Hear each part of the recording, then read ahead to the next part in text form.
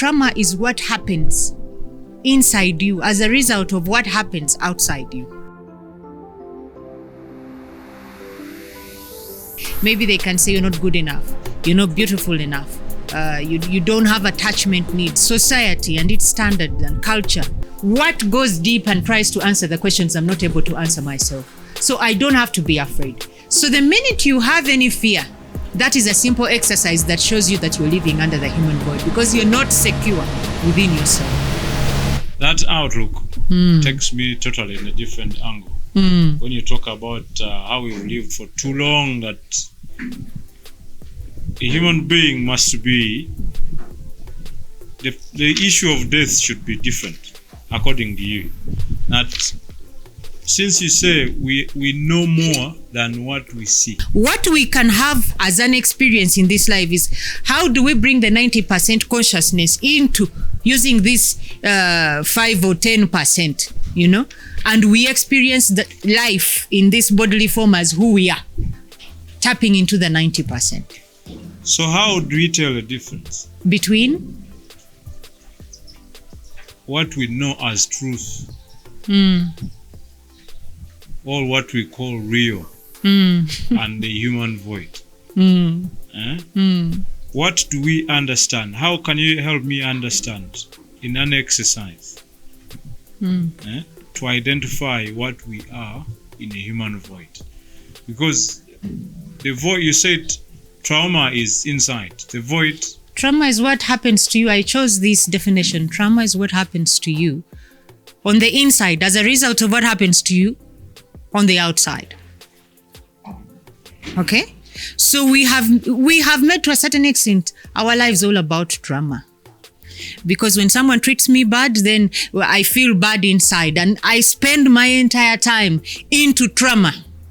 So scientists who have come up today and they are making us understand trauma, they are trying to have you individuate, separate yourself from what happened to you and get to a place where you can begin to identify who you are. And at that level, then when we get to that stage, we are going to another higher level of now identifying the human void. The best way to know that you are under a human void is when everything externally has stopped to affect you in a sense of, I've done something to you and so I'm bad to you, so I make you feel bad, and then you know, this one is not good to me, and then we spend a lot of time in that in our lives of living, even if there are nations who know so much, like now we have the Israeli war, the Palestinian war. You find it is all about things of insecurity, issues of not knowing who you are or who you are actually, And if you really want to identify in everyday life that what is a human void and what do I understand from a human void, it's very simple. Ask yourself this question.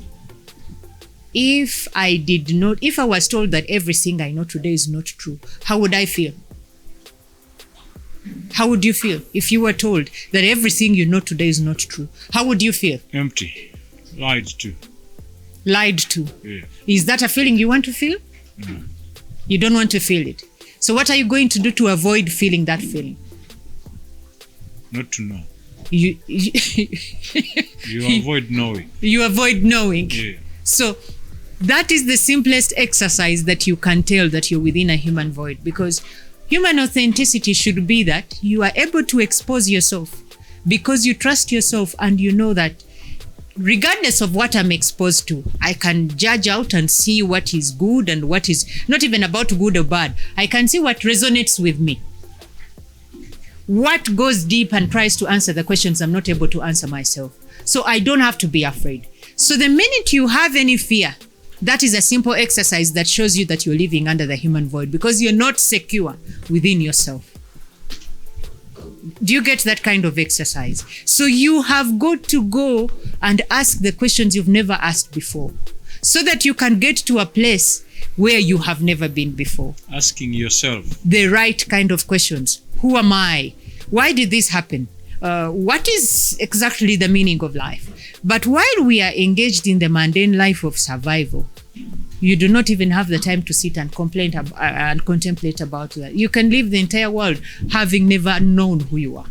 You cannot experience who you are until you ask yourself, who am I? And you get to go into that and you ask yourself and say, how do I get to be me in every circumstance of my life? How do I become conscious of who I am? Otherwise, the trauma and human void circumstance is all about victim, and another one is about authenticity. Wow. It is deep, eh? I need to do it over and over and over again until I understand. Really, you apply it to, if you just sit and say, what if this wasn't what I think? If you feel any fear about it, then that means you're protecting yourself. What you know is simply a guard. It is not the truth. You're trying to hide the insecurity because you know in yourself that you have a human void. You fear the unknown, and the unknown is you. So the fear and the unknown pushes me to the question I want to ask. The difference, because when you look at the upbringing of children, there's a relationship between our upbringing and human void. Is there a relationship between our upbringing and the human void? I will take my own experience with what happened to me. Just with your perspective, yes. With my own perspective.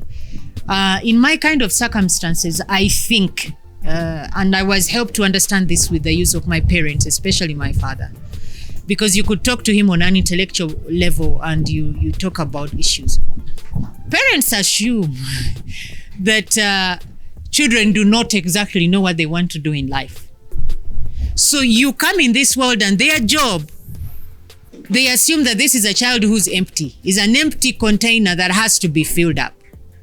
They forget that a child, as you come in, you may have your own impressions of life and what you want to do and how you see life. And parenting is all about trying to look at that and molding it.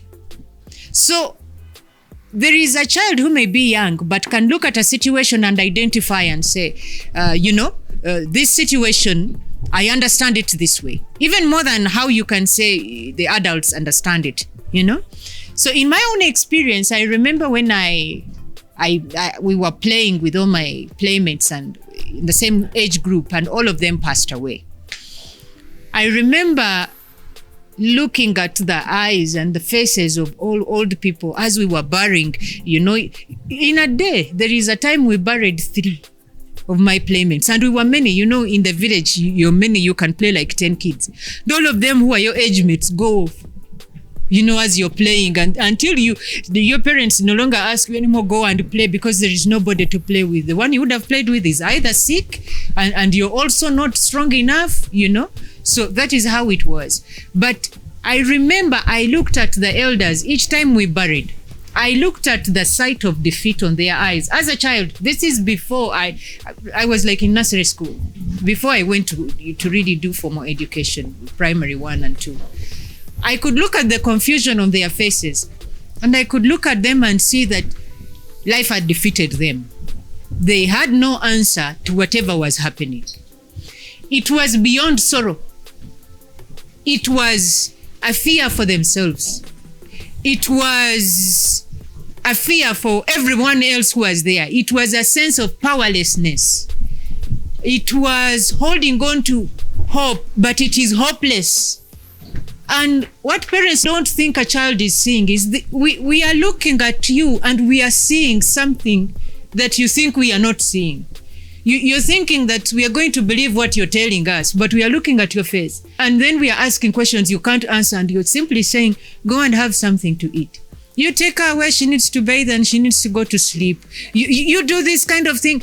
That is not the way. A child comes with a very clear mind. I think this is what most parenting does not understand. And you look at things the way they are, and that is how you take them. Because me, when I looked at that and the confusion they had, I went to each and everybody, beginning with my grandmother. I asked my grandmother, how come Beat died when she was young? She hasn't even gone to school. And you're old. You have gray hair, but you're living. And you think that a child hasn't internalized such a question. We have at that point when we are young. So I went and again asked, okay, you put her down and they're telling me she's gone to heaven. I say, but to go to heaven, you go up. What do you do underground? What happens to the body when it is inside there? and you put in, you end up asking so many questions that people think these questions shouldn't be answered. But if you don't get them from where you need to get them answered, you're going to find them. You can make your entire life about finding these questions. So this is the misconception that parents get about children. Because they are small, they think that these kids are going to be told what to do, and then that is all that is going to happen. And yet in reality, the children also have what they see. And sometimes their eyes are clearer. They see more than you actually see, And if you can guide them in a certain way, like to me, it reached a point where I would be said, maybe Asha is a rebel. She's not going to do things in a conventional way. But at that point, I can tell you that you would not even tell me, Asha, you're going to begin in primary 1 when I went to school, and I believe you. I let my teacher go. I didn't enter that class. I went straight up to P6. I didn't start from primary 1. Luckily enough, I didn't repeat any class. There and then, there was someone about me who was not going to believe everything I was told. Because of what happened, because of what I saw on the faces. It's not because of what they told me. Whatever was painful, it was painful, yes. But now even me, why was I born?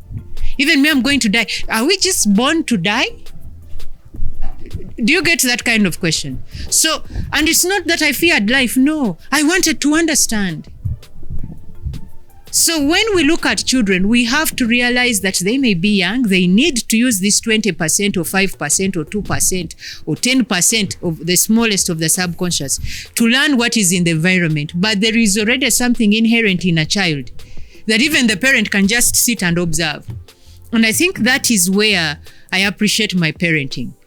Because it came to a point where I would simply be listened to. Now, it reached a point where I could have a debate with my father, and he would say, why do you see this? And then I would say, I see it because I see it this way. I agree with you if it works for you. We reached a point of even debating. Why are you this religion? And then he had to explain to me, because our grandparents followed this and they did this. And did your grandparents talk to you about death? What happens about death when it happens this way and this way? And then it is. So for as long as I wasn't convinced, he gave me the leeway to actually go and find whatever the answers were that I needed to find. And I think this is where we forget, because children are conditioned to behave a particular way. When you don't do things an adult wants you to do them, you're nicely slapped. When you don't, I think children are already their own individuals at the time of birth, though they need to learn how to be within a conditioned environment, and learn about the environment without having anything that really shocks them.